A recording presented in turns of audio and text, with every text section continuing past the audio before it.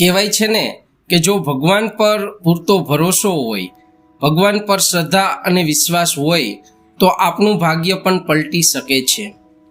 હું દિનેશ રૈયાણી મહાભારતનો આવો જ એક પ્રસંગ આપની સાથે શેર કરવા જઈ રહ્યો છું।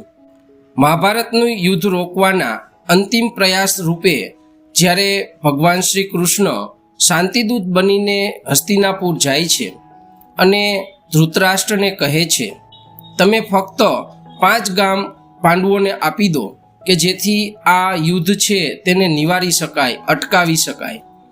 તે વખતે શકુની દુર્યોધનને કહે છે કે આ વાસુદેવ કૃષ્ણ કપટી છે અને બધી જ વાતની જડ આ કૃષ્ણ છે, તો તું કૃષ્ણને જ બંદી બનાવી લે।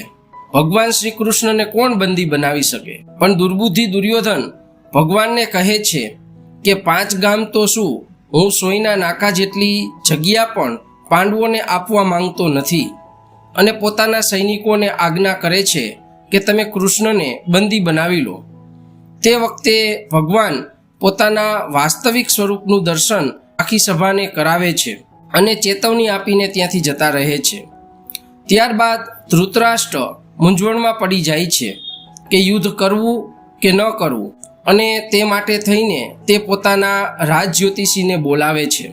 તે વખતના જ્યોતિષી એટલા બધા પ્રખર હતા કે તેઓ ઉડતા પંખીના પગ વાંચીને તેનું ભવિષ્ય ભાંખી શકતા।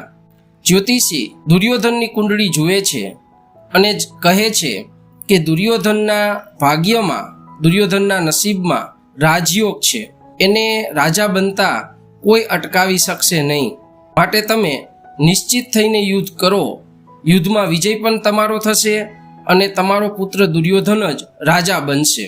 ધૃતરાષ્ટ્ર કોઈ પણ ભોગે પોતાના પુત્રને રાજા બનતો જોવા માંગતા હતા, તેથી તેઓ યુદ્ધની પરવાનગી આપી દે છે અને મહાભારતનું યુદ્ધ શરૂ થઈ જાય છે। યુદ્ધના પ્રથમ 3 દિવસમાં પાંડવો મચક આપતા નથી, તેથી ધૃતરાષ્ટ્ર ફરી પાછા જ્યોતિષીને બોલાવે છે અને કહે છે કે પાંડવો શા માટે હારતા નથી?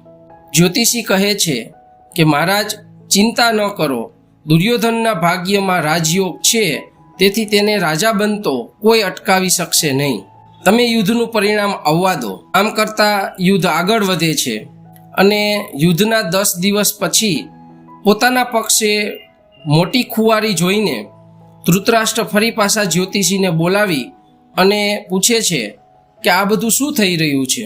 તે વખતે જ્યોતિષી ફરી પાછી દુર્યોધનની કુંડળી જુએ છે અને કહે છે કે મહારાજ, યુદ્ધના મેદાનમાં સામેના પક્ષે કોઈ એવી શક્તિ છે કે જે સમયથી પરે છે, જે ગ્રહો અને નક્ષત્રોની દિશા અને દશા બદલવા માટે પણ સમર્થ છે। એને તમારા દુર્યોધનની ગ્રહ અને નક્ષત્રોની દશા બદલી નાખી છે અને દુર્યોધનનો રાજયોગ છીનવી લીધો છે। મિત્રો, તે શક્તિ એટલે ભગવાન શ્રી કૃષ્ણ। પોતાના પર સંપૂર્ણ ભરોસો રાખનાર પાંડવો માટે થઈને ભગવાને દુર્યોધનની ગ્રહ અને નક્ષત્રોની દશા બદલાવી નાખી અને તેનો રાજયોગ છીનભીન કરી નાખ્યો। જો આપણે પણ ભગવાન પર શ્રદ્ધા અને વિશ્વાસ રાખશું તો ભગવાન આપણું પણ ભાગ્ય પલટાવી શકવા સમર્થ છે।